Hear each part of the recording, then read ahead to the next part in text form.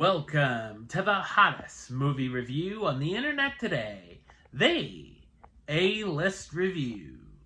I am your host, the Game Changer, Wes Troop, and it's time to go back to the couch, because this is a film that is streaming exclusively on Netflix. But it is almost 30 years in the making. Is it worthy? Or is it worthless? It's been getting a lot of mixed reviews. Let's see where I fall. My review of the 2025 sports comedy sequel, Happy Gilmore 2, coming up now.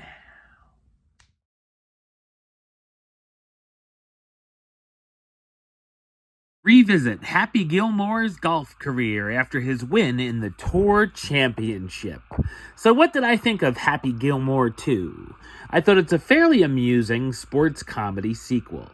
It's directed by Kyle Newacek, who's also known for directing the films Game Over Man and Murder Mystery.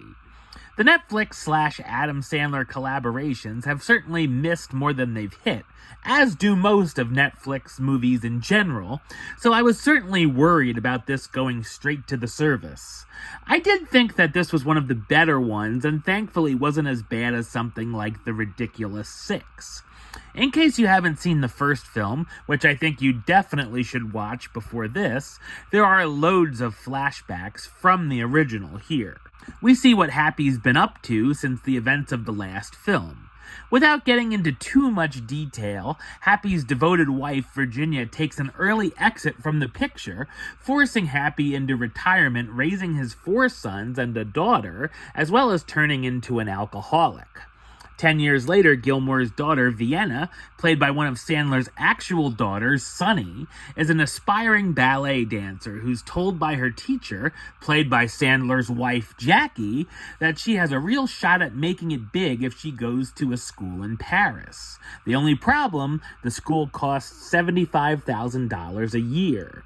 This brings the former pro out of retirement in hopes to win prize money to fund the tuition.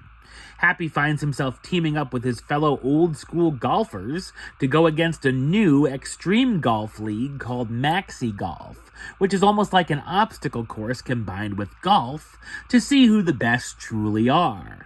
Gilmore finds himself doing things he would have never expected, like working alongside his former rival, Shooter McGavin, who's fresh out of the psych ward. All through this, Happy is attending AA, which is led by Hal L., the former nursing home orderly, making the members of the group do physical labor. Oh, and another one of Sandler's daughters also plays one of the members of the group as well. As you can tell, there is a lot going on here with the story, and can certainly feel overstuffed at times, with almost having as many characters as a Lord of the Rings book. The comedy here will be very subjective, and I feel like it will make or break if you enjoy this film or not.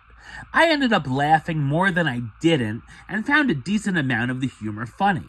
From the usual lowbrow jokes, lots of male rear nudity, and slapstick gags, there are a lot of different goofy attempts at comedy.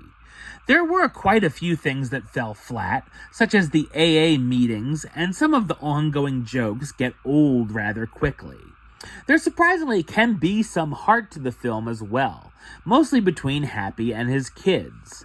The sequel also brings back a lot of legacy characters from the first film, and if those actors have passed on, someone related to the characters pops up, such as the son of Happy's former mentor, Chubbs, named Slim, who also has a prosthetic hand. There are tons and tons of cameos throughout this film, to the point where anyone you could possibly imagine could pop up. From Travis Kelce, actual pro golfers, TV hosts, wrestlers, podcasters, musical artists, and of course the usual Sandler movie suspects. Clocking in at almost 2 hours, the runtime does wear out its welcome, and probably could have been a half an hour shorter. Adam Sandler stars as Happy Gilmore, the 6-time champion golfer who comes out of retirement. Christopher McDonald as Shooter McGavin, Happy's rival who had a mental breakdown after his loss to Gilmore. Benny Safdie as Frank Manatee, the CEO of Maxi Energy Drink and sponsor of Maxi Golf. Bad Bunny as Oscar Mijas, the former busboy who becomes Happy's new caddy. Ben Stiller as Hal, the former retirement home employee who now leads Happy's AA group. And Julie Bowen as Virginia, Happy's loving wife. While it's a little too crowded with its constant cameos and nepotistic tendencies, and it doesn't reach the heights of the original, Happy Gilmore 2 is stupid, harmless fun, coming in just under par. Number-wise, I'm going to give it a 6 out of 10, which gives it the A-list rating of do it. It's a small do it, but a do it nonetheless. Alright, well that's the show. I'll be back with another review very soon.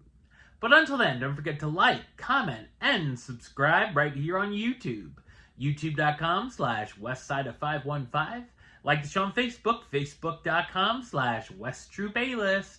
And of course, you can follow me on the Instagram and Letterboxd @WesAlist. Until next time, Troop out.